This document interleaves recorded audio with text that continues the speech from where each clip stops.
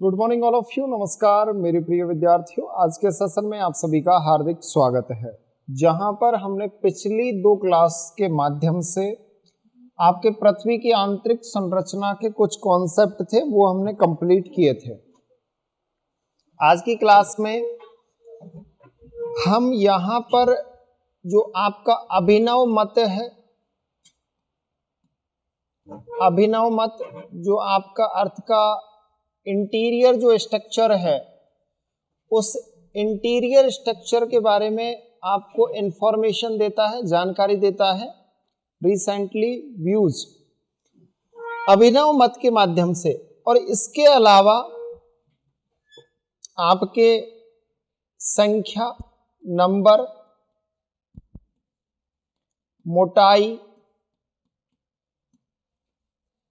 और परत, लेयर, आपके संख्या, मोटाई और परत, इसके आधार पे विभिन्न भूगोलवेताओं ने जो आपकी पृथ्वी है, इस पृथ्वी का जो इंटरनल स्ट्रक्चर है उसके बारे में आपको जानकारी दी है।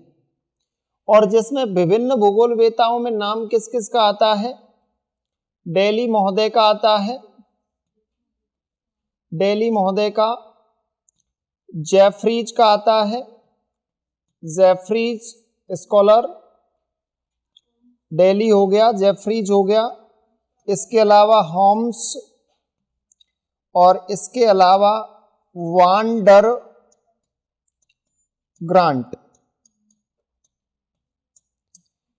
यहां पर डेली जो पृथ्वी की आंतरिक जो लेयर है, जो आपके पृथ्वी का इंटरनल जो स्ट्रक्चर है, उस इंटरनल स्ट्रक्चर में कितनी लेयर बताते हैं? 4 लेयर। कि पृथ्वी का जो आंतरिक भाग है वो 4 लेयर में डिवाइडेड है। कितनी लेयर में? 4। इसके अलावा जेफरीज भी कितनी लेयर बताते हैं? 4 लेयर बताते हैं कि पृथ्वी का जो इंटरनल स्ट्रक्चर है वो 4 लेयर में डिवाइडेड है। इसके अलावा वांडर ग्रांट भी कितनी लेयर बताते हैं? 4। लेकिन होम्स क्या कहते हैं कि पृथ्वी का जो आंतरिक भाग है, इंटरनल जो स्ट्रक्चर है, वो कितनी लेयर में है? 2 में।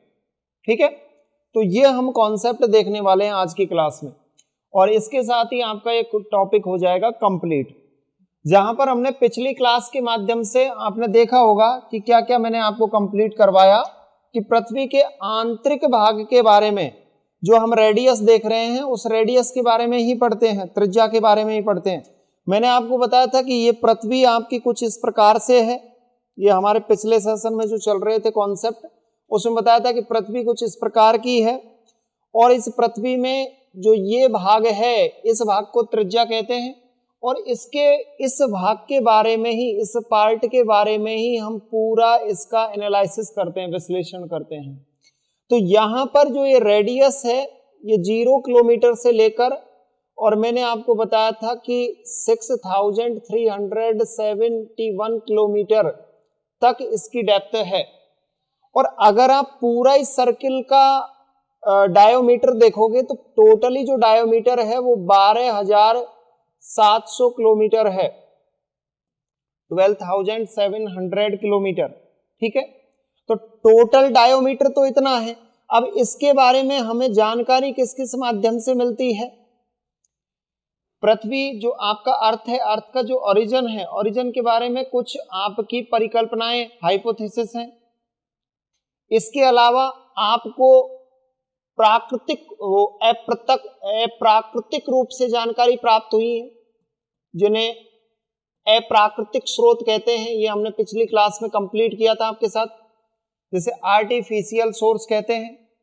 आर्टिफिशियल सोर्स में मैंने आपको कॉन्सेप्ट बताए थे कि यहां पर आप जो स्टडी करते हो, जिसमें आपका घनत्व यानी डेंसिटी के बारे में आप स्टडी करते हो, इसके अलावा प्रेशर, दबाव के बारे में, और इसके अलावा तापमान, इन 3 बिंदुओं जो आपके पॉइंट हैं, इनके बारे में आप पृथ्वी की, ये तीनों बिंदु आपको पृथ्वी के जो इंटरनल स्ट्रक्चर है उसके बारे में जानकारी देते हैं।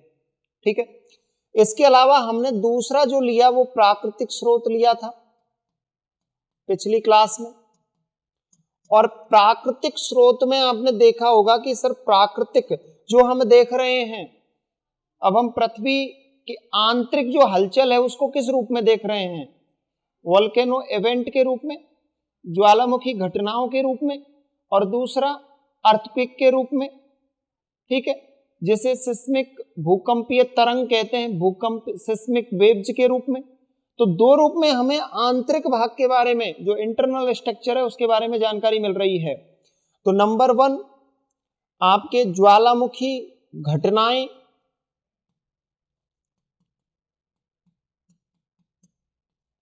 और नंबर 2 भूकंपीय तरंगे।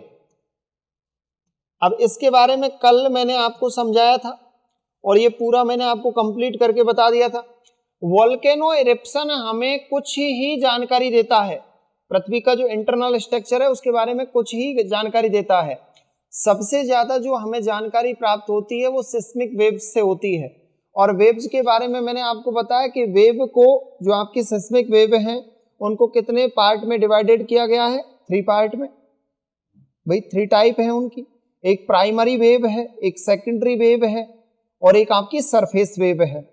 ठीक है, जो आपकी सरफेस वेव होती है वो केवल सॉलिड मीडियम में चलती है, मतलब ठोस माध्यम में चलती है।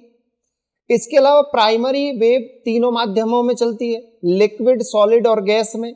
लेकिन एस वेव ओनली सॉलिड में चलती है, न लिक्विड में चलती है और न ही गैस में चलती है, और न ही सरफेस जो एल वेव, क्योंकि एचडी लव के नाम पर इसका नाम रखा गया था। तो ये हमने कॉन्सेप्ट कंप्लीट किए थे, और इसके आधार पे हमने दोनों के आधार पे, जो दोनों सोर्स हैं इनके आधार पे हमने पृथ्वी के आंतरिक भाग के बारे में जानकारी जुटाई है। ठीक है, अब जो अभिनव मत है इसको देखते हैं ये क्या कहता है। और इसके अलावा आपके डेली महोदय, जेफरीज महोदय, होम्स महोदय और वांडर ग्रांट महोदय, इन चारों के बारे में मैं आपको समझाने वाला हूं कि किस किस ने क्या क्या अपने विचार व्यक्त किए। अब देखिएगा, समझना, यहां पर ज्योग्राफर्स बताते हैं कि जो आपका पृथ्वी है, इस पृथ्वी का जो स्थल खंड है, उस स्थल खंड की कुछ इस प्रकार की टोपोग्राफियों से निर्मित है। जो आपका लैंडमास है उसके बारे में किसने बोला? ज्योग्राफर्सों ने कहा।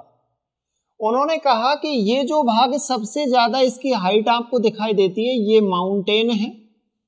ठीक है, इसके बाद ये जो भाग है ये आपको दिखाई दे रहा है ये प्लेटू है, और यहां पर जो ये भाग दिखाई दे रहा है ये प्लेन है। ठीक है, और इसके बारे में ज्योग्राफर्स बताते हैं कि इस भाग की जो डेप्थ है, इस भाग की जो थिकनेस है, मोटाई है लैंडमास की, वो कितनी है? तो वो टोटली बताते हैं कि ये जो आंतरिक भाग तक ये जो मोटा है, क्योंकि सबसे ज्यादा मोटाई आपको याद रखना माउंटेन जो एरिया होगा उसमें मिलेगी, और बताते हैं कि ये मोटा है 40 किलोमीटर तक। कितना है? 40 किलोमीटर तक ये मोटा है, इसकी मोटाई इतनी बताई जाती है, थिकनेस। ठीक है, इसके बाद जो कम मोटाई है, अब देखोगे आपके इधर वाला जो भाग है सर, ये पूरा गर्तीय भाग होता है इस तरीके का। ठीक है, और इस पर आपका जलीय भाग है, ओशियनिक पार्ट है ये पूरा। ये क्या है? ओशियनिक पार्ट है। ठीक है, और इन दोनों से मिलके, अब मेरी बात को समझना, इन दोनों से मिलके आपका ये बना है क्रस्ट। क्या बना है? क्रस्ट, जिसे आप भूपर्पटी कहते हो। क्या कहते हो? भूपर्पटी। तो यहां पर ज्योग्राफर्स कहते हैं कि कहीं पर तो इसकी मोटाई 40 किलोमीटर तक मिलती है, कहीं पर किसी स्थान पर जब हम देखते हैं किसी लोकेशन पर तो इसकी मोटाई 60 किलोमीटर तक मिलती है। वांडर ग्रांट का कथन है कि 60 किलोमीटर तक इसकी थिकनेस है। कितने किलोमीटर तक? 60 किलोमीटर तक। आगे बताते हैं कि जो आपका कॉन्टिनेंटल पार्ट, क्योंकि ये तो पूरा कॉन्टिनेंटल पार्ट है, ये तो आपका कौन सा है? महाद्वीपीय भाग है, कॉन्टिनेंटल पार्ट है, और ये जो भाग है ये आपका महासागरीय भाग है।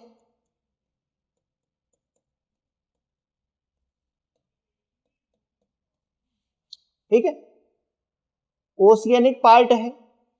अब यहां पर ज्योग्राफर्स ये कहते हैं कि जो ओशियनिक पार्ट है उसकी जो मोटाई है वो मोटाई मात्र 5 से 10 किलोमीटर है। कितनी है? 5 किलोमीटर टू 10 किलोमीटर तक ही इसकी मोटाई बताते हैं। कितनी बताते हैं? 5 किलोमीटर से लेकर 10 किलोमीटर के बीच में इसकी मोटाई है। लेकिन यहां पर अलग अलग जो जितने भी आपके स्कॉलर हुए हैं उन्होंने अपने अलग अलग रिव्यू दिए हैं, समझ रहे हो, अलग अलग विचार प्रस्तुत किए हैं। तो इनमें से एक स्कॉलर है वांडर ग्रांट। वांडर ग्रांट कहते हैं कि जो ओशियनिक लेयर है, समझना, जो महासागरीय परत है, उस महासागरीय परतों में जितने भी आपके ओशियन हैं, कितने ओशियन हैं? 4 मुख्यतः। तो उनमें से कहते हैं कि प्रशांत महासागर की जो थिकनेस है वो 0 किलोमीटर है। कितनी है? 0 किलोमीटर। लेकिन वो बताते हैं कि अटलांटिक जो महासागर है उसकी थिकनेस 20 किलोमीटर है। कितनी है? 20 किलोमीटर। ये कथन किसने बोला?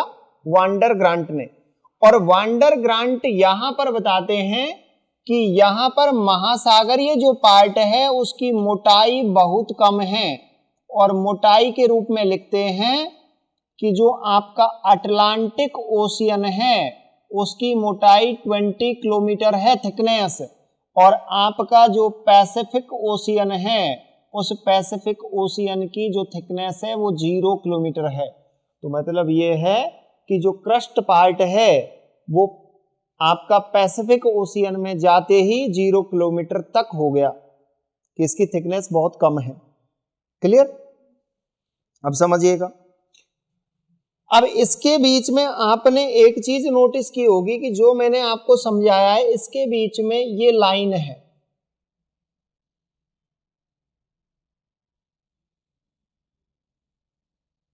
ये क्या है? ये लाइन है। ओके, ये लाइन क्या कर रही है कि ये जो आपका भूपर्पटी है, क्रस्ट है, ये पूरा क्रस्टलीय पार्ट है। तो ये क्रस्ट है, इस क्रस्ट को 2 भागों में डिवाइडेड कर रही है।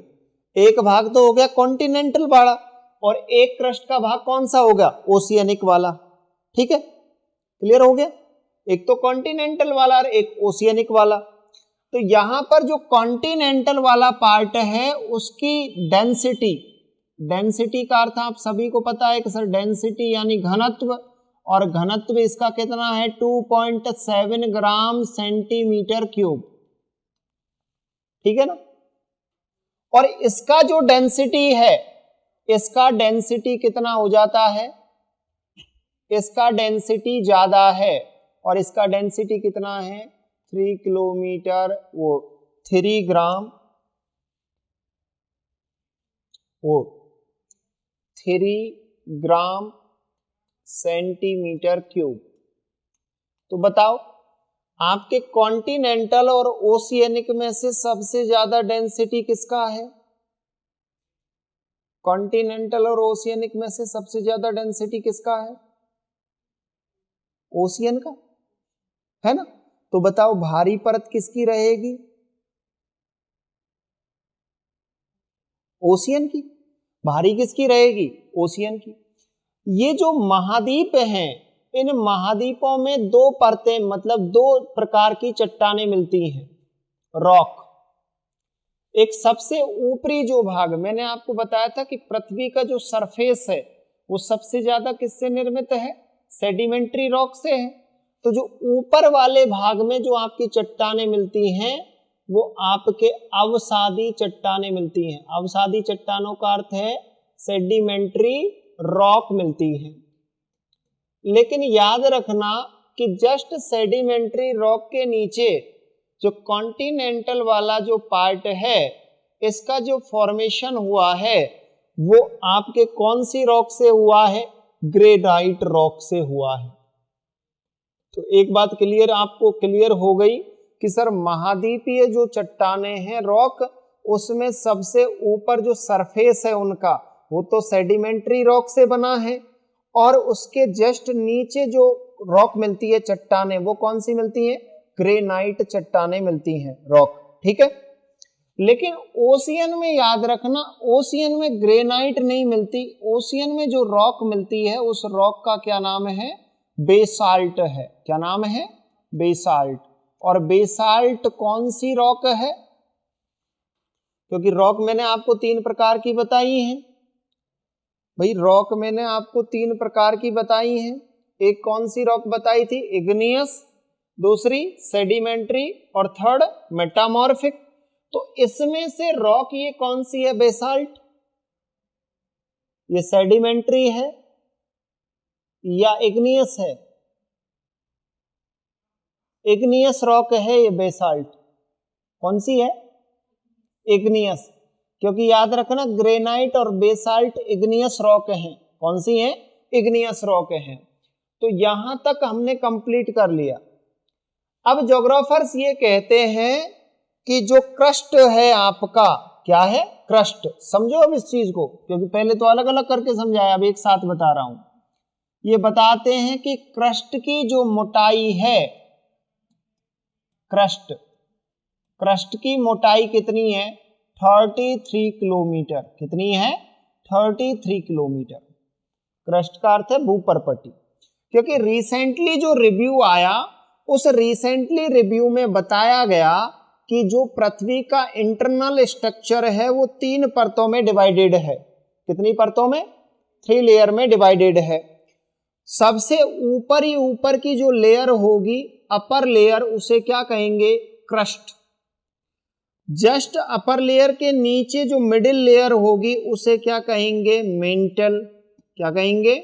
मेंटल। और मेंटल के नीचे जो लोअर लेयर रहेगी उसे क्या कहेंगे? कोर। क्या कहेंगे? कोर। अब समझना, मैं यहां समझा रहा हूं क्योंकि यहां समझाऊंगा तो फिर तुमको है ना कंफ्यूज होगे। क्रस्ट की जो थिकनेस बताई गई है, जो मोटाई मतलब डेप्थ है, क्रस्ट कितनी किलोमीटर तक डेप्थ में है, क्रस्ट का जो विस्तार है, ये 33 किलोमीटर तक क्रस्ट की डेप्थ है। डेप्थ का अर्थ समझ गए? गहराई है सर। ठीक है, उसके बाद 33 किलोमीटर से लेकर, सुनना मेरी बात को, 2900 किलोमीटर के बीच में मेंटल है। ठीक है, डेप्थ। और 2900 किलोमीटर से 6371 किलोमीटर तक आपका कौन है? कोर है। तो अंतरतम इनर जो लेयर है वो कौन सी है? कोर है। ठीक है, अब इस मेंटल में याद रखना, ये जो मेंटल है, इस मेंटल को 2 भागों में डिवाइडेड कर दिया, 2 पार्ट्स में। ठीक है, एक है अपर मेंटल और एक है आपका लोअर मेंटल। ओके, उसी प्रकार से ये जो कोर है इसको भी 2 पार्ट्स में डिवाइडेड कर दिया, इनर कोर और आउट कोर। ठीक है, अब सुनना, ये जो अपर मेंटल है, ये अपर मेंटल 33 किलोमीटर टू, सुनना ध्यान से, 33 किलोमीटर टू 700 किलोमीटर के बीच में है। क्लियर हो गया? Okay, clear. उसके बाद जो लोअर मेंटल है वो 700 किलोमीटर टू 2900 किलोमीटर के बीच में है, 2900 किलोमीटर के बीच में है। ठीक है, ओके। अब बात ये आती है कि सर इस क्रस्ट को सिस्मिक वेव्स, कल मैं आपको केमिकल कंपोजिशन बता रहा था और मैंने बताया था basis of the seismic waves, मतलब जिसमें आधार, जो अर्थ का जो इंटीरियर स्ट्रक्चर है, उस स्ट्रक्चर को डिवाइडेड करने के लिए, मतलब उस स्ट्रक्चर के बारे में इंफॉर्मेशन प्राप्त करने के लिए हमने सिस्मिक वेव्स को बेस रखा। और उसके आधार पे अर्थ का जो इंटीरियर स्ट्रक्चर है उस स्ट्रक्चर को हमने 3 जोन में डिवाइडेड कर दिया। और मैंने आपको बताया था कि सबसे ऊपर ही ऊपर का जो आपका जोन होगा उसे लिथोस्फीयर कहेंगे, मैंने बोला था। उसके जस्ट नीचे होगा पाइरोस्फीयर कहेंगे, और जो आपके सेंटर में होगा उसे क्या कहेंगे, बैरिस्फीयर कहेंगे। तो अगर मैं आपको क्रस्ट के बारे में बता रहा हूं, तो अगर मैं इस क्रस्ट को लिथोस्फीयर कहता हूं तो इसमें कोई दिक्कत है क्या, मुझे बताओ, यस या नो? हाँ, अगर मैं इसको लिथोस्फीयर कहता हूं तो इसमें कोई प्रॉब्लम होगी आपको? नहीं होगी कि सर उसके अनुसार है। लेकिन अगर यहां कनेक्ट करें, कि क्वेश्चन कनेक्ट क्या आते हैं, नेट में अभी क्वेश्चन देखते, नेट के पेपर फॉर्मेट को। और सबसे अच्छी बात, मैं आपको एक बात बता देता हूं, ये टॉपिक कंप्लीट करने के बाद मैं आपसे कह रहा हूं सिंपल डिजिट में, कि इसके बाद आपके जितने भी क्वेश्चंस हो ना, उनको तुम देखते ही टिक कर दोगे नॉर्मल में, क्योंकि मैंने सबको अलग अलग डिवाइडेड करके पढ़ा दिया, जिससे आपके पूरे कॉन्सेप्ट क्लियर हो गए। उसके बाद आप डायरेक्टली कर दोगे। और इंटरकनेक्ट किए हुए क्वेश्चन कैसे आएंगे, कि यहां इसे लिथोस्फीयर कहते हैं। लिथोस्फीयर की डेप्थ कितनी बताई थी, 100 किलोमीटर। तो यहां पर सर क्रस्ट 33 किलोमीटर है, लेकिन लिथोस्फीयर में क्रस्ट प्लस अपर मेंटल शामिल होगा। लिथोस्फीयर में क्रस्ट और अपर मेंटल शामिल होगा, इंक्लूड होगा इसमें। लेकिन जैसे ही हम अपर मेंटल में देखते हैं, तो मैंने दूसरी बात बोली थी कि जो आपका लिथोस्फीयर है उसके जस्ट नीचे एस्थेनोस्फीयर है। कौन सा है, एस्थेनोस्फीयर। अब मैंने बोला था कि आपके लिथोस्फीयर की जो डेप्थ है, वो डेप्थ कितनी बताई थी मैंने, 100 किलोमीटर। तो 100 किलोमीटर के बाद पृथ्वी में जो जोन आता है, उस जोन को हम एस्थेनोस्फीयर कहते हैं। तो हम पिछली से पिछली क्लास में डिस्कस कर रहे थे कि सर जो ये एस्थेनोस्फीयर है, जैसे ही हम अर्थ के इंटीरियर पार्ट की ओर चलते हैं, वैसे ही टेम्परेचर इंक्रीज होता है। अब हमने आपको समझाया था कि टेम्परेचर 32 मीटर पर 1 सेल्सियस इंक्रीज हो जाता है, और अगर 1 किलोमीटर की बात करूंगा तो 12 सेल्सियस इंक्रीज होगा, बढ़ेगा। ठीक है, तो यहां पर जब टेम्परेचर बढ़ा, तो ये एस्थेनोस्फीयर जो लेयर है, इसमें जो एलिमेंट से मिलकर ये बनी है, उस एलिमेंट का जो मेल्टिंग पॉइंट था, वो मेल्टिंग पॉइंट टेम्परेचर से कम था। लेकिन इतना भी कम था जो पूर्ण रूप से मेल्ट हो जाए, पूर्ण रूप से मेल्ट नहीं हुआ। तो ये सेमी लिक्विड है एस्थेनोस्फीयर, सेमी लिक्विड अर्ध तरल अवस्था में, जिसे प्लास्टिक कहते हैं, प्लास्टिक फॉर्म कहते हैं इस एस्थेनोस्फीयर को। तो आपको एक चीज समझ आई कि सर लिथोस्फीयर के जस्ट नीचे इसी मेंटल में, मतलब 200 किलोमीटर से, इधर लिख दो क्या, फिर लिख लेना, आप समझ लेना, 200 मतलब 100 किलोमीटर से लेकर और 200 किलोमीटर के बीच में, 100 किलोमीटर से लेकर और 200 किलोमीटर के बीच में आपका कौन सा स्फीयर मिलता है, एस्थेनोस्फीयर मिलता है। यही एस्थेनोस्फीयर वोल्केनो इरप्शन के लिए जिम्मेदार है। अगर ये एस्थेनोस्फीयर नहीं होता तो वोल्केनो इरप्शन पृथ्वी पे होता ही नहीं, क्योंकि यही वो जोन है जिससे आपके हीट जनरेट होती है। यही वो जोन है जिससे आपके मैग्मा ऊपर की तरफ अपवर्ड्स मूव करने के लिए तड़पता है। कौन सा, एस्थेनोस्फीयर। एस्थेनोस्फीयर के बारे में ज्योग्राफर्स बताते हैं कि इसकी जो फॉर्म है, ये आपके अर्ध तरल है। अर्ध तरल का अर्थ सेमी लिक्विड है। ठीक है, इसके अलावा इसे प्लास्टिक अवस्था में भी माना गया है, ये प्लास्टिक अवस्था में है। और ये बात आप क्लियरली कर लेना, ये क्वेश्चन आपके असिस्टेंट प्रोफेसर में आया है कि एस्थेनोस्फीयर किसका भाग है, अपर मेंटल का है। किसका है, अपर मेंटल का है एस्थेनोस्फीयर। तो एस्थेनोस्फीयर आपका अर्ध तरल अवस्था में है। अब जस्ट आप इसके नीचे चलोगे तो मैंने आपको बताया लिथोस्फीयर बता दिया 100 किलोमीटर तक डेप्थ है, और 100 से 200 किलोमीटर तक एस्थेनोस्फीयर जो आपके अपर मेंटल का भाग है। क्लियर हो गया यहां तक? ठीक है। अपर मेंटल, इसके बाद आपका मतलब अर्ध तरल नहीं है, यही पार्ट है। उसके बाद जो वेव्स चलती हैं, जैसे हम 3 वेव्स की बात कर रहे थे, प्राइमरी वेव्स, सेकेंडरी वेव्स और सरफेस वेव। तो सरफेस वेव्स तो ओनली सरफेस में चलती है, सतह पर चलती है, इसीलिए पृथ्वी की सबसे हानिकारक वेव जो है, सबसे विध्वंसक वेव माना जाता है इसे, तहस नहस कर देती है। जब अर्थक्वेक आता है तो इसका सबसे बड़ा योगदान होता है। इसकी स्पीड सभी वेव में सबसे लो होती है, लो स्पीड की वेव है, मात्र 3 किलोमीटर पर सेकंड चलती है। क्लियर हो गया? अब यहां समझिएगा, कोर में जैसे ही हम आए तो कोर को हमने 2 पार्ट में डिवाइडेड कर दिया। एक आपके आउटर कोर है, इसको पहले लिखिएगा,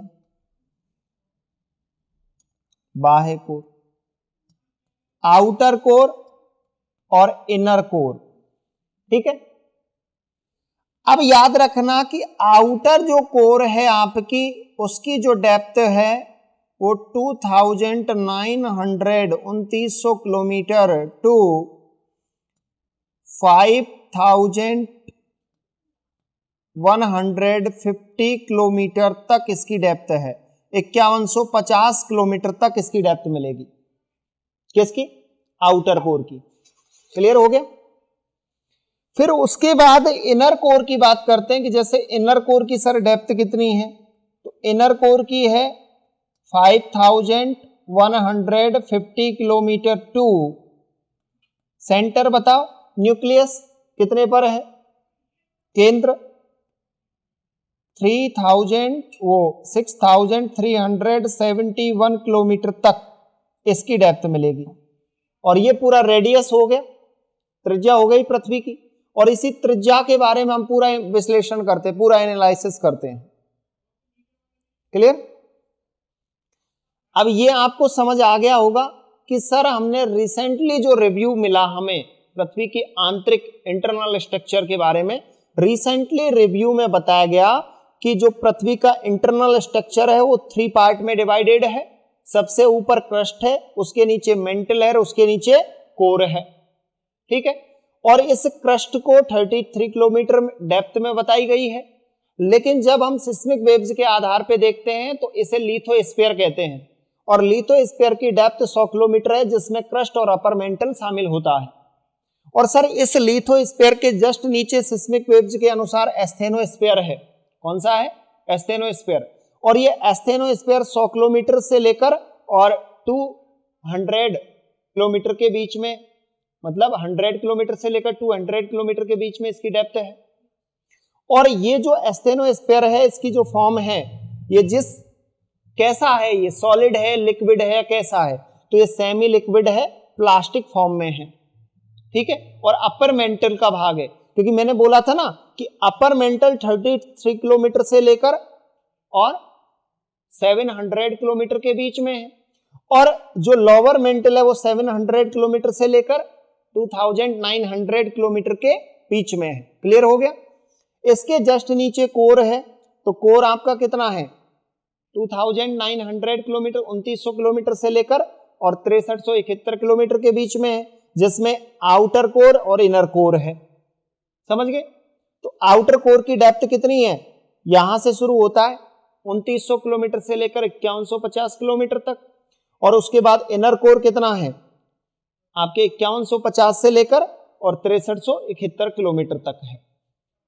क्लियर ही हो गया? ये रिसेंटली रिव्यू है, अभी हम यहीं पर चल रहे थे, तो इसको मैं हटाने वाला हूं, ये लिख लेना आप पहले। ठीक है ना? फिर मत कहना सर आपने बताया। समझ लो। अब मैं एक एक चीजें पूछूंगा आपसे आगे जस्ट।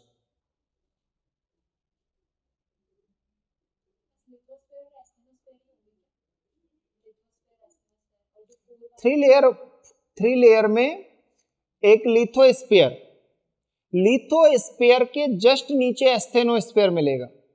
एस्थेनोस्फीयर के नीचे पायरोस्फीयर, पायरोस्फीयर का ही भाग है एस्थेनोस्फीयर। समझ रहे हो? जो हमने सिस्मिक वेव्स हैं उनके आधार पे जब इंटरनल स्ट्रक्चर है उसको जब डिवाइडेड किया 3 पार्ट में, तो 3 जो जोन बनाए गए, सबसे ऊपर लिथोस्फीयर, लिथोस्फीयर के नीचे पायरोस्फीयर, पायरोस्फीयर के नीचे बैरिस्फीयर। समझ गए? हाँ, फिर बैरिस्फीयर। हाँ ठीक है, ठीक नहीं समझे?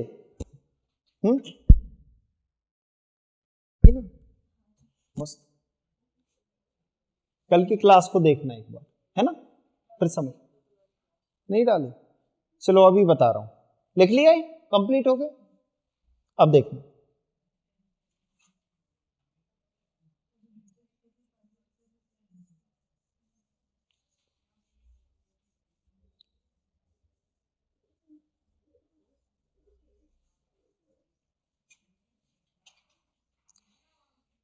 रीजन क्या हुआ कि जब जेफरीज और कॉनार्ड ने जब सिस्मिक वेव्स का जब इन्होंने डिस्कवरी की, तो इन्होंने 2 सिस्मिक वेव्स की खोज की।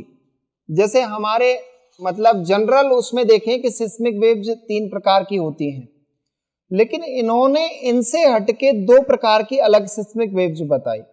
एक ने कल्पा घाटी का डिस्कवरी किया और उसने पीजी और एसजी बताई सिस्मिक वेव्स, ठीक है। और दूसरे व्यक्ति जो कॉनार्ड था उसने टार्न में भूकंप आए थे वहां पर डिस्कवरी किया और उसने पी स्टार और एस स्टार सिस्मिक वेव्स बताई।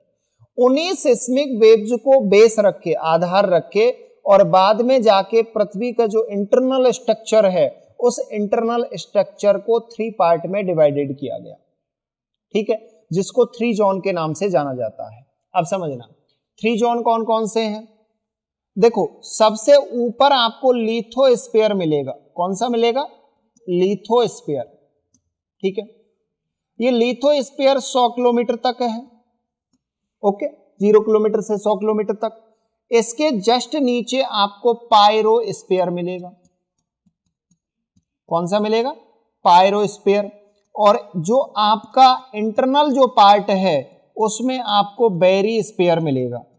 अब ज्योग्राफर्स ये कहते हैं कि सिस्मिक वेव्स का जब हम सर्वे करते हैं, तो सिस्मिक वेव्स का जब सर्वे किया तो उन्होंने ये पाया कि इस पायरोस्फीयर में एक ऐसा जोन है जहां पर सिस्मिक वेव्स की जो स्पीड है उसमें परिवर्तन होता है, तो स्पीड लो हो जाती है। स्पीड लो कब होगी सिस्मिक वेव्स की?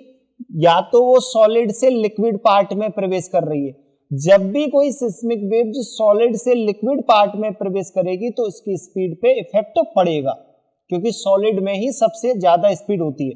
अभी मैंने इसको हिलाया तो ये कठोर है, तो ये यहां तक हिल जाएगा, आवाज जाएगी ना। जैसे ही मैंने सिक्का डाला, जैसे किसी कठोर स्थान पर आप जैसे पानी में सिक्का डालो, आवाज आती है?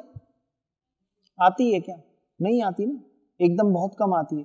लेकिन आप किसी कठोर वस्तु पर सिक्का डालो तो मतलब उसका जो मीडियम है वो सबसे तेज स्पीड किसमें होती है? सॉलिड में होती है। तो जैसे ये प्रवेश करेगी तो ऐसा एक जोन आता है इस पायरोस्फीयर में जो क्या कहलाता है, 100 किलोमीटर से लेकर 200 किलोमीटर के बीच में है, और इसका नाम क्या है? एस्थेनोस्फीयर। अब तो समझ गई ना सौम्या? हाँ, क्लियर हो गया? तो इसका बेस है वो सिस्मिक वेव्स है, ओके। अब चले हम आगे, देखो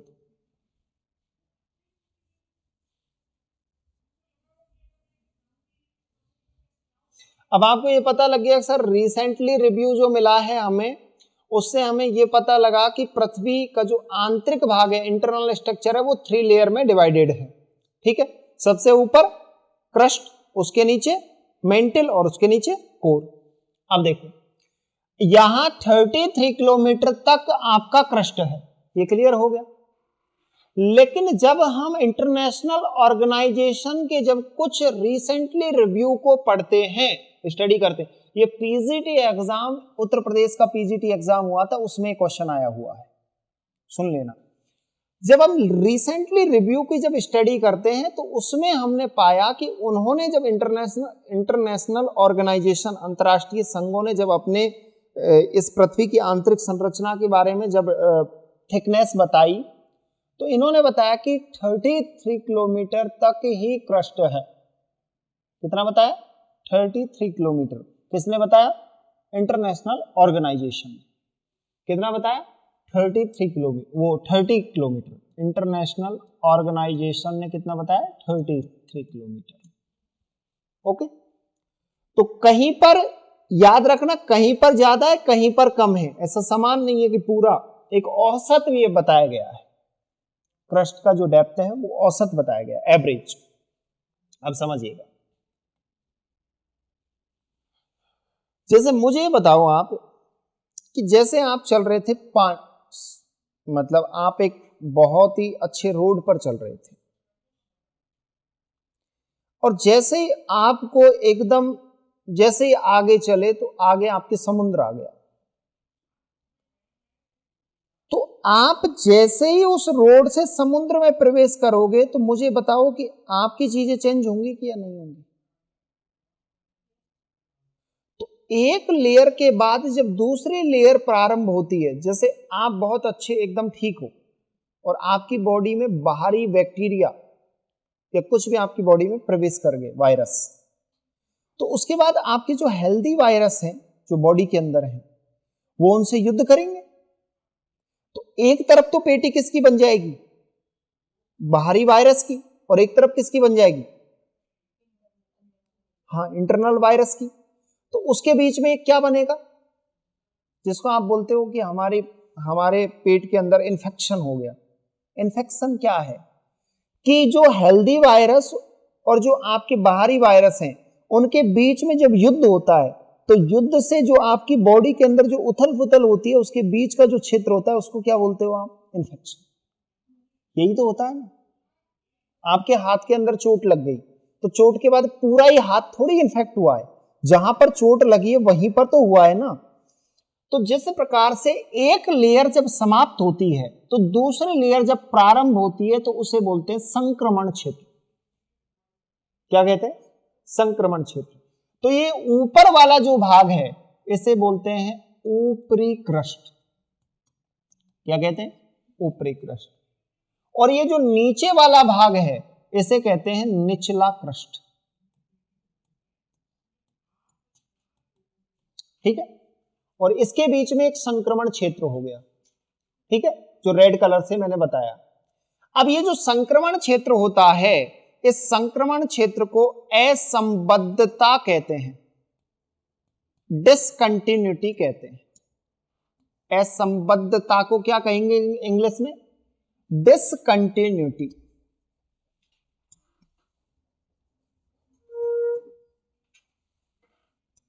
डिसकंटिन्यूटी, असंबद्धता जो क्षेत्र होता है उसे इंग्लिश में क्या कहते हैं? डिसकंटिन्यूटी। ये संक्रमण पेटी होती है। तो अगर मैं आपसे पूछूं कि इस पृथ्वी के जब हम इंटरनल स्ट्रक्चर की ओर चलते हैं, अभी सुनना मेरी बात को बहुत अच्छे तरीके से, अभी तक इस डिसकंटिन्यूटी में से क्वेश्चन आ चुके हैं 20। कितने क्वेश्चन आ चुके हैं? 20। जब आप करोगे ना PYQs, अभी जस्ट क्लास अगली PYQ की होगी, तो इसमें से 20 क्वेश्चन आ चुके हैं अभी तक। और एग्जाम सेटर जब पेपर सेट करता है तो उसके पेपर सेट के फॉर्मेट को समझो। अच्छी स्टडी करने वाला स्टूडेंट कौन होता है? जो पेपर सेटर के दिमाग को समझ ले। अब आपने काफी बार देखा होगा कि ऐसे भी काफी स्टूडेंट होते हैं जो बहुत जबरदस्त पढ़ते हैं, जब भी देखो तब भी उनके कमरे में जैसे ही एंट्री करो किताब उनके सामने ही मिलती है, बुक, लेकिन उनसे कोई एग्जाम क्रैक नहीं होता। समझ रहे हो मेरी? एक ऐसे स्टूडेंट होते हैं जो मात्र 3 से 4 घंटे पढ़ते और पूरे दिन घूमते हैं, और जैसे रिजल्ट आता है तो रिजल्ट में उनका ठीक स्थान मिल जाता है उन्हें। उनमें उस स्टूडेंट में अंतर क्या है? मुझे बताओ।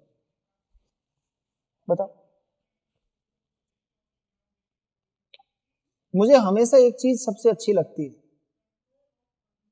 कि सबसे ज्यादा अगर एनिमल में आप जाकर देखोगे, वन्य जीवों में, तो सबसे ज्यादा जो मेहनती इंसान है बेचारा, मेहनती जो पशु है, मेहनती वन्य जीव है, वो कौन सा है? गधा। गधे को चलता हुआ व्यक्ति पीट जाता है, फिर भी बेचारा चुप रहता है, समझना। उसके ऊपर जबरदस्त बोझा ढोया जाता है, मिट्टी जबरदस्त ढोई जाती है और वह हमेशा ढोता रहता है। लेकिन कभी आपको ऐसा पता लगा कि जंगल का राजा गधा है? कभी सुना आपने कहीं? बचपन में जब स्टोरी सुनते होंगे तब सुना था कि जंगल का राजा गधा है, सुना था। फिर जंगल का राजा कौन है? शेर सबसे आलसी है, शेर। लेकिन ध्यान रखना, उसकी एक ही सबसे बड़ी स्ट्रेटजी है कि जब भी वो शिकार करता है ना, तो उसके अंदर तीनों चीजें मिलती हैं। ये जो आप देखते हो ना, जो वन्य जीव देखते हो, इनसे बहुत ज्यादा सीखने की जरूरत है। तीन स्ट्रेटजी होती है उसकी। उसके अंदर रफ्तार, मतलब इस जंगल के अंदर सबसे ज्यादा तेज दौड़ने वाला वन्य जीव कौन सा है? सौम्या? हाँ, चीता है ना, सबसे तेज।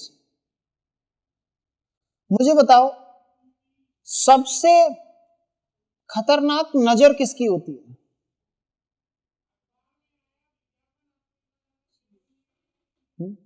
बाज की। बाज की नजर और बाजीराव की तलवार, है ना। आगे सुनिएगा, मेरी बात को सुनो, इसका अर्थ समझो। पहले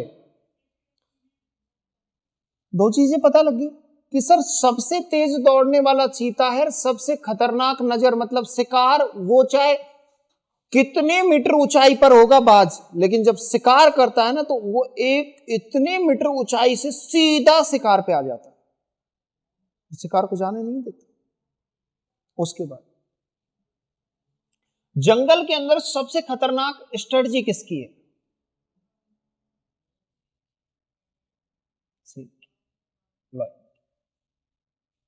ऑप्शन। इसीलिए वो जंगल का राजा है।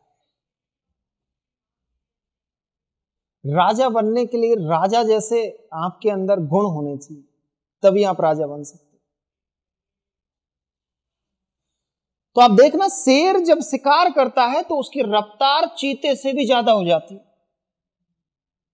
सुनना, नजर बाज के जैसी हो जाती, और स्ट्रेटजी खुद का प्लान होता है और शिकार को जाने नहीं देता।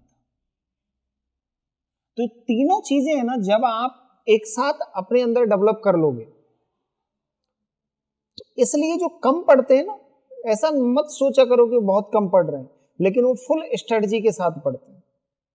मैं हमेशा ये कहता हूं, इस बार का जो आपका नेट का पेपर रहा, उस पेपर को बहुत अच्छे से स्टडी करना, और ये मैं जो बोल रहा हूं इस बात को समझना, और उस पेपर को देखना, जाके पेपर निकालना।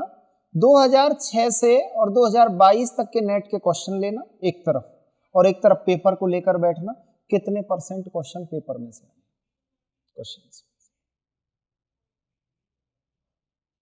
और जो मैंने आपको बुक बताई कि जितने नेट सेट जितने भी आपके एग्जाम में जो क्वेश्चंस आए हुए हैं, लगभग 13,000 वाली, उसके क्वेश्चंस जब आप कर लोगे, नेट के जब क्वेश्चंस कर लोगे, तो मैटर 50 से 60% मैटर तो वही आ रहा है।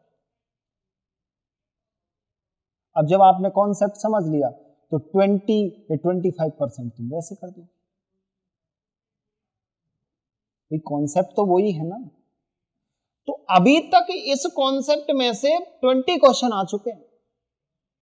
अब देखो कैसे आए हैं, सुनना।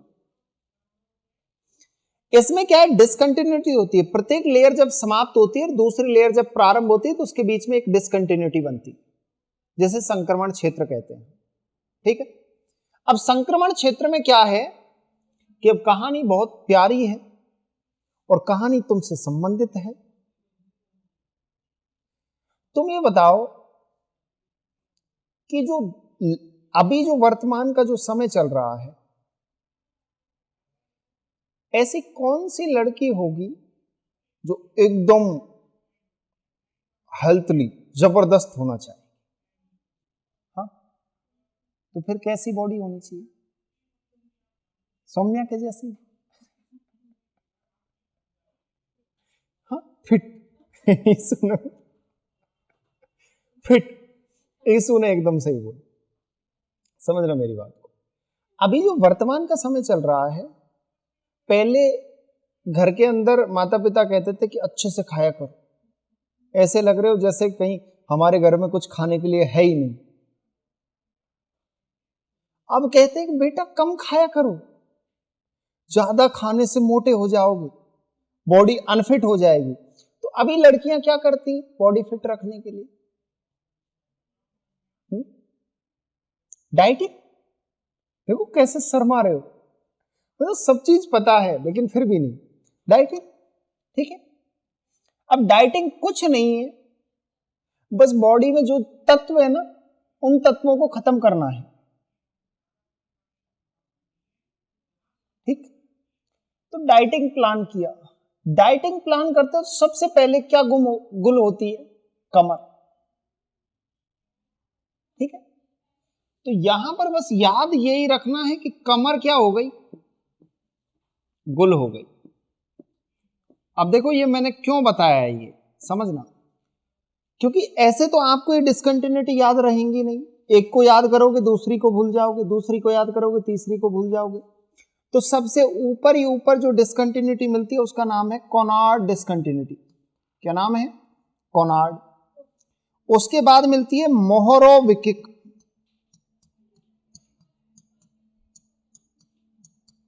ठीक है, रेप्टी। अभी बताऊंगा, इसका यूज करेंगे हम बहुत बड़े स्तर पर। गुटेनबर्ग, मतलब अब जीरो फिगर बन गया, ठीक है। और लेहमान, कमर गुल हो गई, ठीक है। तो कमर गुल होने से ये आपकी जितनी भी इंटरनल स्ट्रक्चर में डिस्कंटिन्यूटी है, ये सब डिस्कंटिन्यूटी बन गई। समझ गया कैसे? कॉनार्ड, में से मोहरोविकिक, रे से रेप्टी, और गु से गुटेनबर्ग, और उसके बाद ले से लेहमान, ठीक है। तो ये सब डिस्कंटिन्यूटी बन गई। अब ये सब काम आने वाली हैं डिस्कंटिन्यूटी, देखिएगा कैसे आएंगे।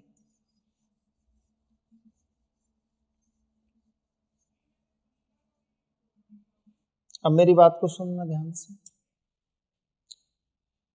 यहां पर 33 किलोमीटर है, ठीक है। और 33 किलोमीटर से लेकर और आपके 700 किलोमीटर तक, सुनना बात को ध्यान से, 700 किलोमीटर तक आपकी एक लेयर है पृथ्वी की आंतरिक भाग में, जिसे ऊपरी मेंटल कहते हैं, अपर मेंटल कहते हैं। ये मैंने अभी लिखाया था आपको जस्ट कुछ टाइम पहले। और इस 33 किलोमीटर के बीच में ये जो पार्ट है आपका, समझना मेरी बात को, 100 किलोमीटर तक इसे लिथोस्फीयर कहते हैं। समझ गए? इसे क्या कहते हैं? लिथोस्फीयर। ये 100 किलोमीटर तक का जो पार्ट है इसे क्या कहेंगे? लिथोस्फीयर।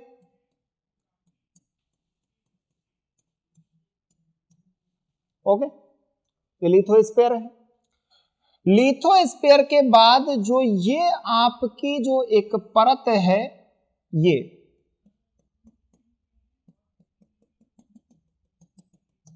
कुछ इस तरीके की है। ये क्या है? नोट 5 वर्जन नहीं है, नहीं तो इसमें इतना अच्छा चित्र बनता, इतना अच्छा। मेरे उसमें नोट 5 वर्जन है, ठीक। उसमें क्या है, जितना भी इमेज बनाना चाहो वैसे बन सकता है। तो ये जो है आपकी लेयर 100 किलोमीटर से लेकर 200 किलोमीटर के बीच में, इसे क्या कहते हैं? एस्थेनोस्फीयर। क्या कहते हैं? एस्थेनोस्फीयर, ठीक है। और एस्थेनोस्फीयर है ये एक जोन है और इस जोन ये अर्ध तरल अवस्था में है। कैसी अवस्था में है? अर्ध तरल है, जिसे प्लास्टिक अवस्था भी कहते हैं।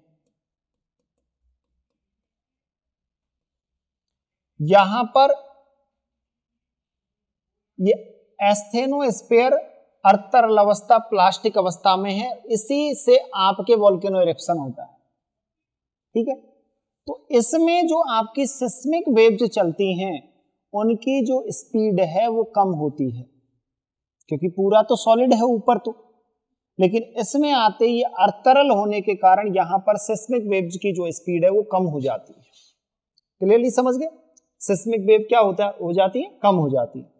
अपर मेंटल, अब सुनना, अभी बात खत्म नहीं हुई है अपनी। अब सुनना, यहां पर ये जो निचला क्रस्ट है और अपर मेंटल है, इसके बीच में एक डिसकंटिन्यूटी है। क्या है? एक डिसकंटिन्यूटी है। ये जो क्षेत्र है इसके बीच में एक डिसकंटिन्यूटी है, यहां पर एक डिसकंटिन्यूटी है। ठीक है, अब सुनना, ऊपरी क्रस्ट और लोअर क्रस्ट के बीच में जो डिसकंटिन्यूटी है, अभी मैंने बोला था कि जब डाइटिंग करती हैं तो जीरो क्या हो जाता है? कमर गुल हो जाती है। तो कमर क्या हो गई? गुल हो गई। तो सबसे पहले मैंने कौन सी डिसकंटिन्यूटी बताई थी? कॉनार्ड। तो बताओ कॉनार्ड डिसकंटिन्यूटी किसके बीच में होगी? सबसे ऊपर ही ऊपर होगी वो। तो अपर क्रस्ट और लोअर क्रस्ट के बीच में कौन सी डिसकंटिन्यूटी है? कॉनार्ड। उसके बाद बताओ लोअर क्रस्ट और अपर मेंटल के बीच में कौन सी डिसकंटिन्यूटी होगी? मोहरोविकिक। समझ गए? क्लियर हो गया? मोहरोविकिक। अब देखो आगे, अभी अब चल रहे हैं, अभी रुको, इतनी जल्दी नहीं। अब देखो, इसके नीचे वाला जो पार्ट है ये 700 किलोमीटर टू, मैंने बताया था ना अभी, 2900 किलोमीटर के बीच में जो डेप्थ है उसमें क्या मिलेगा आपका? निचला मेंटल। क्या मिलेगा? निचला मेंटल।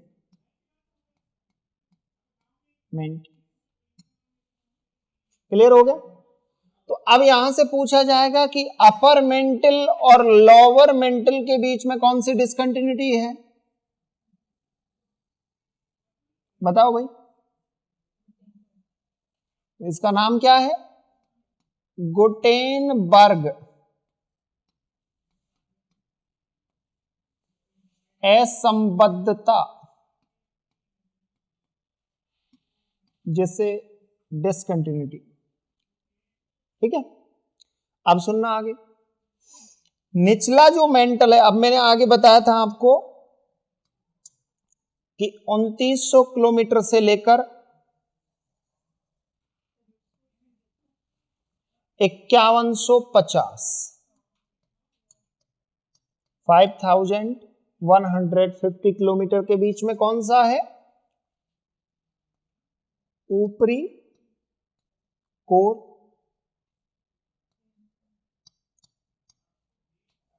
जिसे आउटर कोर कहते हैं। ठीक है, ये आउटर कोर याद रखना तरल अवस्था में है। किसमें है? ये तरल अवस्था में है, मतलब लिक्विड फॉर्म में है।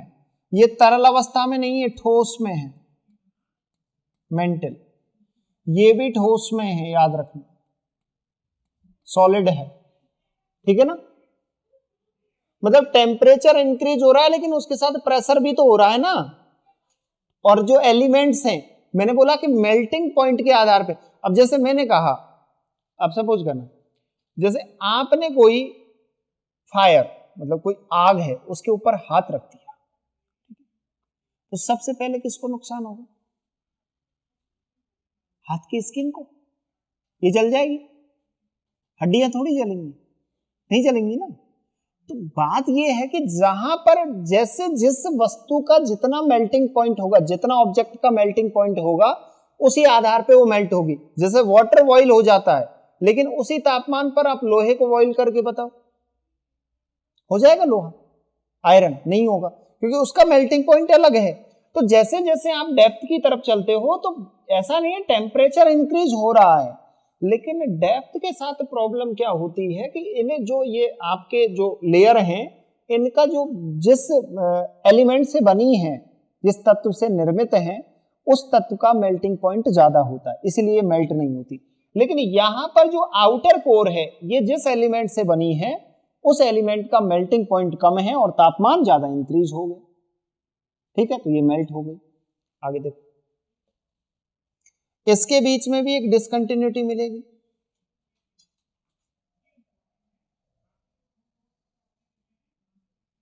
लोअर मेंटल और अपर कोर के बीच में एक डिसकंटिन्यूटी है, नाम क्या है?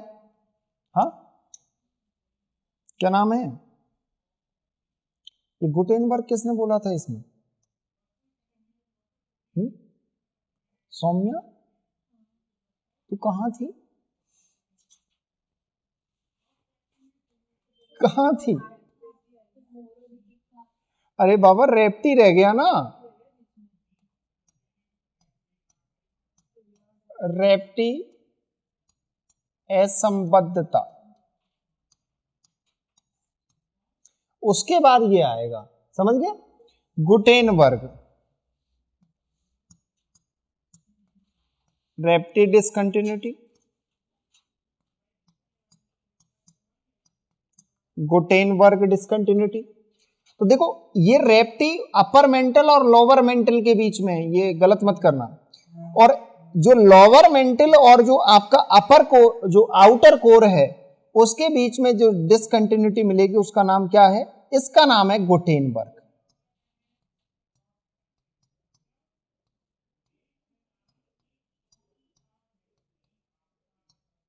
सौम्या, तू शादी में तो नहीं गई थी? हाँ हाँ, तभी तुझे मुझे ऐसा लगा, शादी के कुछ दृश्य याद आ गए थे तो भूल गई थी।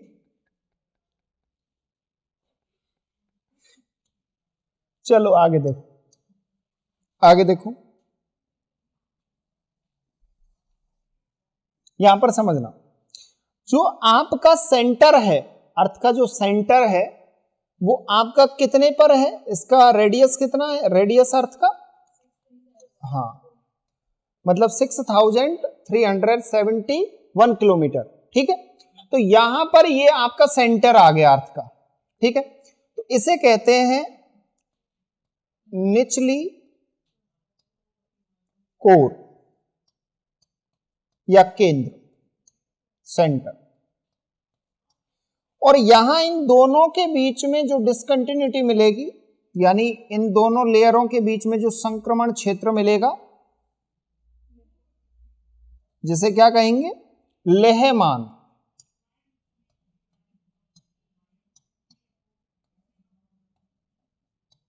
असंबद्धता, लेहमान असंबद्धता, डिसकंटिन्यूटी। समझ गए ना? ये कमर गुल हो गई, ये इतना काम करेगी, ध्यान रखना, बहुत ज्यादा भूल जाओगे तो ये याद आ जाएगी। लेहमान, मैं सोच रहा था बैठा बैठा, फिर मैंने सोचा कि यार चलो इनको ये नॉर्मली तो पढ़ाते ही हैं, इस चीज को याद कराएं, क्योंकि 20 क्वेश्चन आए हुए हैं एग्जाम में और ये निकल जाती है दिमाग में। तो ये पूरा आपका अर्थ का जो रिसेंटली रिव्यू है, उसमें बताया गया है कि ये इस प्रकार से आपके अर्थ के बारे में, ये इस प्रकार से आपकी लेयरें हैं।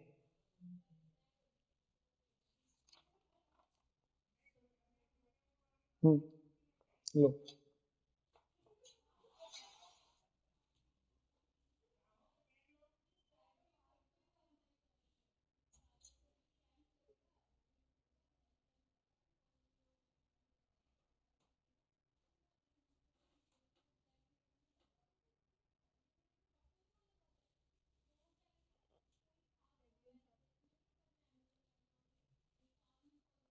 कर लिया?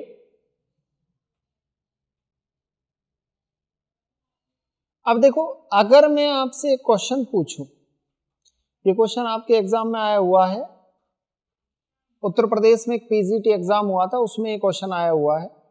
देखो, क्वेश्चन पीजीटी में आओ या आपके यूजीसी नेट में आओ, क्वेश्चन का फॉर्मेट वही होता है। क्वेश्चन आया और ये प्रैक्टिकली बेस्ड था कि अगर मान लो आपके सभी लेयर हैं, जितनी भी आपके पृथ्वी के आंतरिक भाग इंटरनल स्ट्रक्चर है, उसमें आपके 3 लेयर हैं, अगर सभी का डेंसिटी समान कर दिया जाए तो बताओ सिस्मिक वेव्स कैसे चलेंगी?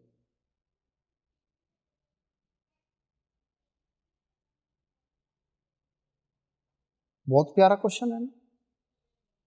अब ये आया हुआ है, मैंने तो मेरी तरफ से बनाया नहीं है, कि अगर सभी का, बताओ, अगर सभी का डेंसिटी समान कर दिया जाए तो सिस्मिक वेव्स कैसे चलेंगी? क्योंकि हम डिस्कस कर रहे थे और हमने कल आपके साथ ये डिस्कस भी किया था बहुत अच्छे से, आप सभी को पता भी है कि हमने बताया था आपको कि जो आपके सिस्मिक जो वेव्स होती हैं, ये 3 होती हैं, ठीक है। अब हमने आपको बहुत अच्छे से समझाया इसको, तो आप बता दोगे आप। एक चीज और लिखवाना भूल गया, इसमें लिख लेना, निचली जो ऊपर वाली तो तरल अवस्था में होती है, लेकिन जो आपके इनर कोर होती है ठोस होती है। और एक चीज याद रखना, ये 4 बार ये क्वेश्चन आ चुका है अभी तक। इसमें क्या पूछा गया है कि जो निचली कोर होती है, ये एक तो भारी धातु, भारी तत्व से बनी होती है, मतलब हैवी एलिमेंट से निर्मित होती है, भारी तत्व से, इसीलिए मेल्ट अवस्था में नहीं होती। ज्योग्राफर्स क्या कहते हैं, इसीलिए मेल्ट अवस्था में नहीं होती। क्यों नहीं होती? क्योंकि जैसे टेम्परेचर इंक्रीज हो रहा है, मैंने बोला कि सेंटर का टेम्परेचर इंक्रीज होते होते आपके 5500 सेल्सियस तक हो जाता है, मतलब लास्ट सेंटर का जो टेम्परेचर है, एवरेज टेम्परेचर, वो 5500 सेल्सियस, ठीक है। लेकिन इस 5500 सेल्सियस पर ये जो इनर कोर है, ये मेल्ट क्यों नहीं हो रही? होनी तो चाहिए भाई जब टेम्परेचर। तो 2 रीजन बताए गए कि जो इनर कोर में जो डेंसिटी है वो सबसे ज्यादा है। कल हमने डिस्कस किया था, परसों दिन आपसे क्लास में, कि इसका density, average density 11 gram centimetre cube है डेंसिटी, ठीक है। और प्रेशर हमने आपसे डिस्कस किया था कि इसका प्रेशर लगभग आपके 460 जीपीए है। मैंने बताया गीगा पास्कल, 1 किलो बार बताया था और 1 गीगा पास्कल। तो किलो बार में तो कितना हो गया, 3600 किलो बार, और गीगा पास्कल में कितना हो गया, 360। तो इसका प्रेशर बहुत हाई मिलता है। और तीसरा रीजन बताया गया कि इसमें हैवी एलिमेंट है, क्योंकि ये जो पार्ट बना हुआ है, सुयस महोदय कहते हैं कि इस पार्ट का निर्माण निकल और फेरिस से हुआ है। तो निकल और फेरिस हैवी एलिमेंट है, तो हैवी एलिमेंट है, तो आप ये सुनिश्चित कर पाए कि सर ये जो निचली को इनर कोर है, सेंटर है, वो ठोस है। अब जब हम सिस्मिक वेव्स की बात कर रहे हैं, तो यहां पर ठोस में जो तत्व है वो लिख देना, निकिल और फेरस,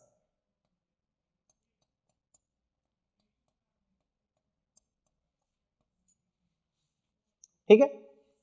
अब सुनना, जैसे मैंने आपको बताया कि ये आपका इंटरनल स्ट्रक्चर इस प्रकार से है, ये पृथ्वी का, तो सबसे ऊपर ही ऊपर आपका क्रस्ट है, क्रस्ट के नीचे ये सबसे ज्यादा वॉल्यूम और मास, जो सबसे ज्यादा मिलता है ना, वॉल्यूम और मास, आयतन और द्रव्यमान, वो क्रस्ट ये मेंटल का ही मिलता है। किसका मिलता है? मेंटल का मिलता है। ये मेंटल है, और ये नीचे की तरफ ये कोर है।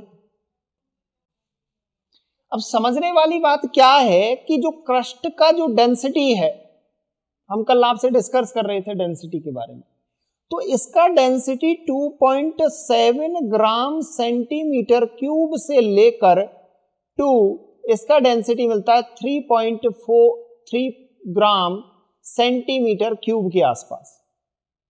ठीक है, इसका जो मेंटल का एवरेज डेंसिटी मिलता है वो 5.4 ग्राम सेंटीमीटर क्यूब। मेंटल का एवरेज डेंसिटी ये है, ठीक है ना। और अर्थ का भी एवरेज डेंसिटी इसके आसपास ही मिलता है, पूरी अर्थ का एवरेज डेंसिटी, ठीक है ना। और जो कोर है इसका एवरेज डेंसिटी मिलता है 11 ग्राम सेंटीमीटर क्यूब। ठीक है, समझ गए आप मेरी बात को कि इसका डेंसिटी इतना है, इसका इतना है, इसका इतना है। अब मैंने आपको तीनों चीजें बता दी हैं, तो अब मुझे आप एक चीज का एनालिसिस करके बताओ यार, क्योंकि अब टॉपिक समझा ही दिया है तो अब बताओ इसके आंसर। सिस्मिक वेव्स में एक चलती है आपकी पी वेव, एक है आपकी एस वेव और एक है आपकी एल वेव। ठीक है, इस पी वेव का जो मीडियम होता है ये आपके सॉलिड भी होती है, ठोस में भी चलती है, ये आपके लिक्विड में भी चलती है और ये आपके गैस में भी चलती है। कौन सी? P wave. Okay, S wave only इसका मीडियम लिक्विड सॉलिड होता है, ये लिक्विड में नहीं चलती और न ही ये गैस में नहीं चलती। दोनों बातें हो गई। अभी सुनो, एल वेव ओनली सॉलिड में चलती है, ये लिक्विड में नहीं चलती और ये गैस में नहीं चलती, जी में। ठीक, केवल ये एल वेव है, ये सरफेस पर चलती है। किस पर चलती है? सरफेस पर चलती है और ये पृथ्वी के आंतरिक भाग तक चलती है। तो कल हमने इसके बारे में हम डिस्कस कर रहे थे कि जैसे मान लो अभी है ना इस क्वेश्चन, ये क्वेश्चन आया हुआ है, ये नेट में यदि ये बन गया ना ये क्वेश्चन, ध्यान रखना इस क्वेश्चन को गलत करेंगे विद्यार्थी। देखो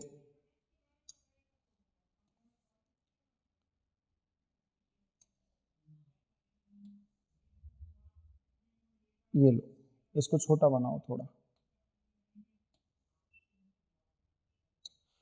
पृथ्वी में कितनी लेयर हैं? 3 लेयर है।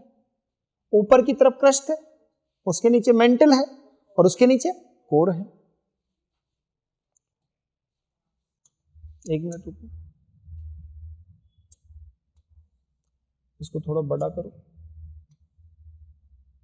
क्योंकि ऐसा लगना चाहिए। शादी में अगर गए और दूल्हे कोई सजा के नहीं ले गए तो फिर शादी कौन करेगा? हाँ ये सच है। और सौम्या शादी में गई थी, है ना सौम्या?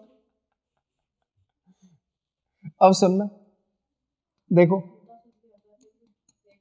हाँ, और ये बताओ उस दूल्हे को इतना ध्यान से क्यों देखते? अब सुनना, ये ऊपर वाला जो पार्ट है ये भूपर्पटी है, क्रस्ट, और क्रस्ट के आंतरिक भाग में मेंटल है और मेंटल के यहां पर कौन है? अब यहां पर समझना, यहां तक पहुंचते पहुंचते इसकी डेप्थ हो जाती है 2900 किलोमीटर। सिस्मिक वेव्स कहां से चलती है? फोकस से चलती है। ये मान लो आपका फोकस है,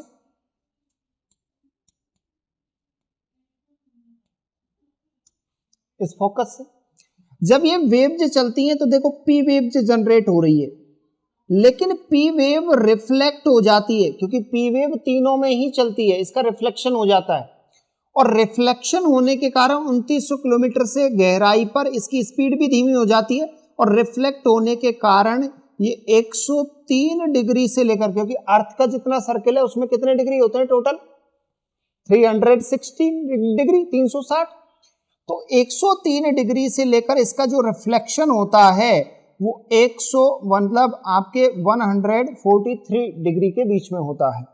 ठीक है, इधर भी इसका, क्योंकि टोटल 180 दो पार्ट में बांटते हैं ना अर्थ को, तो इधर भी 103 से लेकर 143 और इधर भी 103 से 143, ये इसका रिफ्लेक्शन है। ये इसका क्या है? ये इसका रिफ्लेक्शन। ये हम कल बात कर रहे थे, ये डार्क जोन है, इस जोन में ये वेव नहीं चलेगी। ठीक है, बाकी ये पूरे क्षेत्र में चलती है। लेकिन बेचारी जो एस वेव है, कौन सी एस, इसकी हालत बहुत नाजुक है। एस वेव यहां से चलने के बाद ये 2900 किलोमीटर की गहराई के बाद ये कहीं दिखती नहीं है। क्यों? क्योंकि आपको पता है सर यहां तक तो सॉलिड है, लेकिन 2900 किलोमीटर से लेकर 5150 किलोमीटर तक लिक्विड है, और लिक्विड में कभी भी एस वेव नहीं चलेगी। समझ गए? तो एस वेव का जो डार्क जोन है वो 103 से लेकर 180 है, ये कल समझाया था मैंने आपको, और पी वेव का डार्क जोन 103 से 143 है। इसके बाद इस क्षेत्र में चलती है, याद रखना, इसमें ये चलेगी, इसमें ये चलेगी, याद रखना, इसमें ये वेव चलेगी। ओके, ठीक है, इसमें चलेगी। अब मैंने आपसे क्वेश्चन ये पूछा है कि मुझे ये बताइएगा कि अगर मान लो मैं अर्थ का डेंसिटी, क्योंकि डेंसिटी कम ज्यादा होता है, डेंसिटी में ही प्रॉब्लम होती है तभी तो, अगर मैं अर्थ का डेंसिटी समान कर देता हूं सभी लेयरों में, डेंसिटी में कोई अंतर नहीं, तो सिस्मिक वेव्स कैसे चलेंगी, उनकी गति कितनी होगी और किस मार्ग से चलेंगी?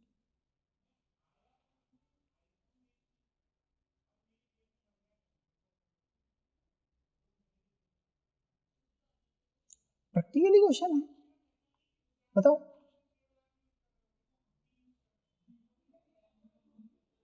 क्या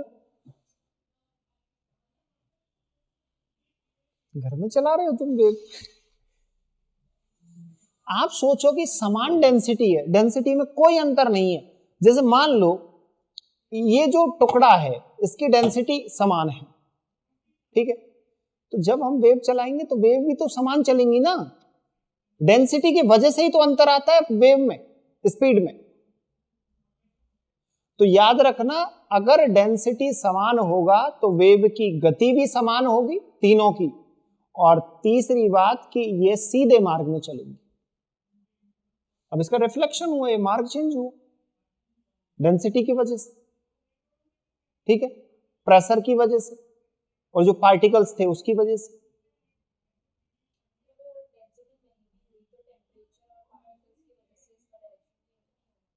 कैसे?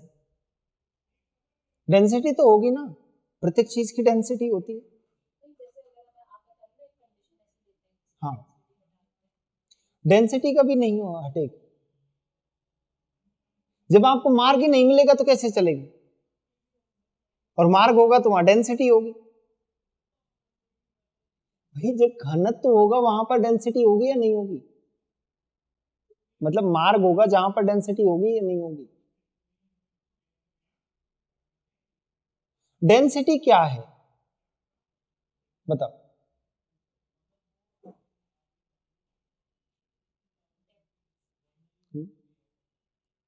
साइंस बैकग्राउंड से रहिए, आर्ट से? डेंसिटी ये है कि जैसे मान लो ये पूरा आपका वो है, अब इसका टोटली अगर हमको डेंसिटी निकालना है तो इसका हम घन लेते हैं, घनाभ या घन, और उसके आधार पे इसका टोटल ग्राम निकालते हैं। तो डेंसिटी का अर्थ है कि 1 सेंटीमीटर में कितने ग्राम वेट है, उसका वॉल्यूम, उसका घनत्व कितना, समझ गए? तो घनत्व बताया जाता है। 1 सेंटीमीटर क्यूब लिखा तो घन, क्यूब किसे कहते हैं? घन को कहते हैं, स्क्वायर वर्ग को कहते हैं। तो उसके आधार, जब आपको मार्ग मिलेगा ही नहीं तो वेव कहां से चलेंगे?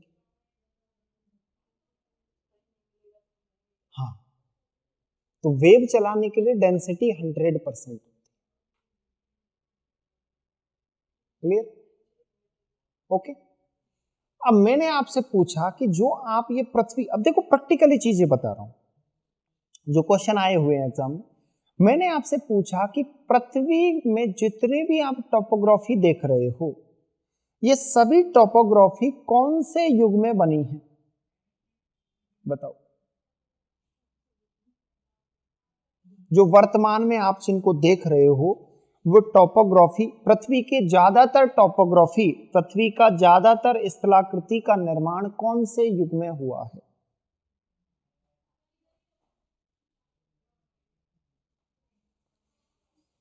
क्या बताओ?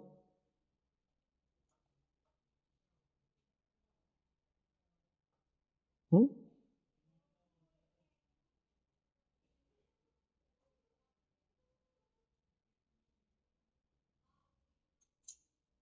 बता सकते हो?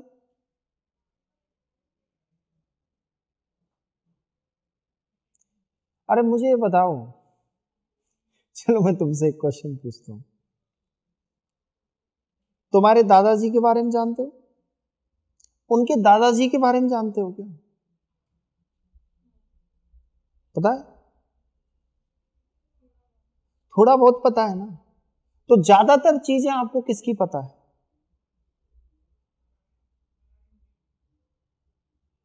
पिता की, फादर की।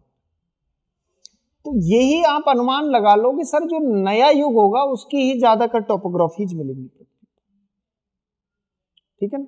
तो इसमें लिखना, पृथ्वी पर अधिकांश स्थलाकृतियां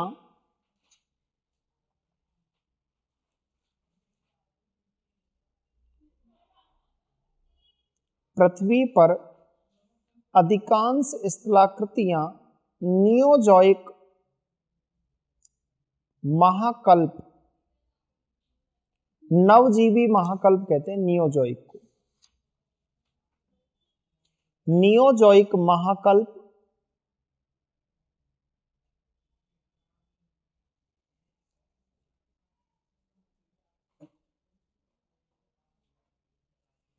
नियोजॉइक महाकल्प की है इरा, नियोजॉइक इरा, जिसके दो युग टर्सियरिक पीरियड और क्वेटेनरी पीरियड है। जिसके दो युग टर्सियरिक युग, पीरियड तो मैं उसके लिए बोल रहा हूं समझने के लिए, पीरियड है ना, और क्वेटेनरी पीरियड है, युग है टर्सियरिक और क्वेटेनरी।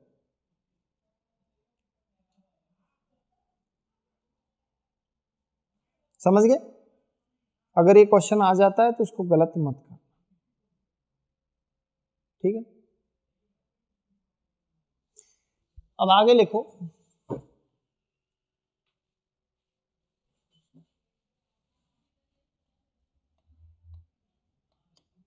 पृथ्वी की आंतरिक संरचना के बारे में विभिन्न विद्वानों के मत।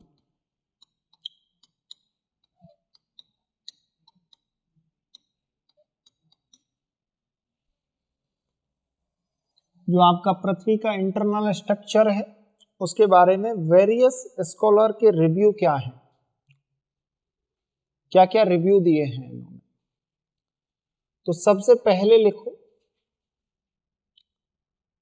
मैं क्या बोल रहा था उसको, स्वेस,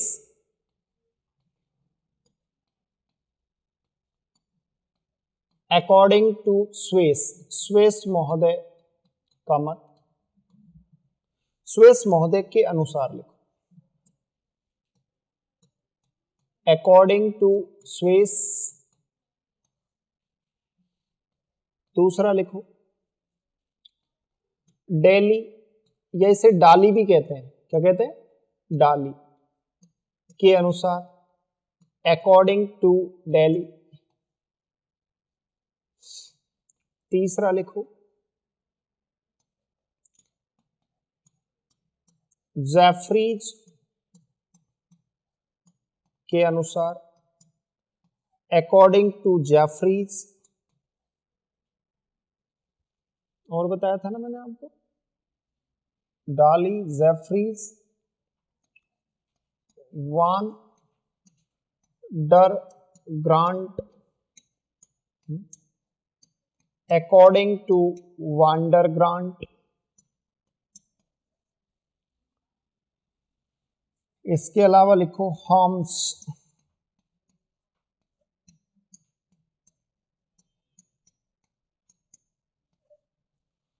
अकॉर्डिंग टू हॉम्स।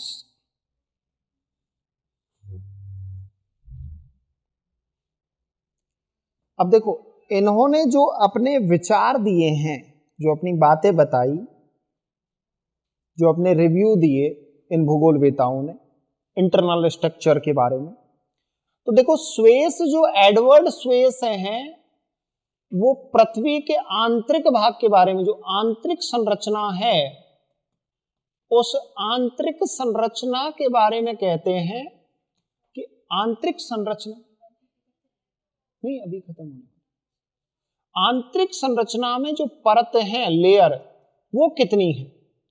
तो देखो स्वेस कहते हैं कि 3 लेयर है। कितनी लेयर है? 3। ठीक है। और स्वेस ने जो 3 लेयर बताई हैं, डेली महोदय ने 4 लेयर बताई हैं, जेफ्रीज ने 4 लेयर है, वांडर ग्रांट ने 4 लेयर, और होम्स महोदय ने कितनी बताई हैं? 2 लेयर। ये लेयर भी पूछी गई है, कितनी लेयर है बताई गई है।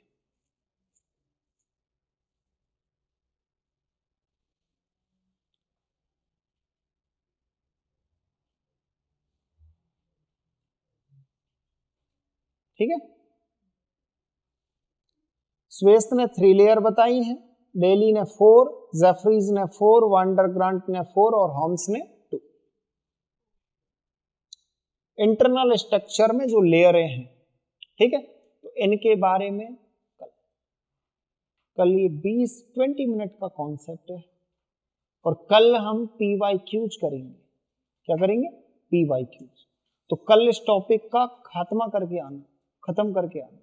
ओके।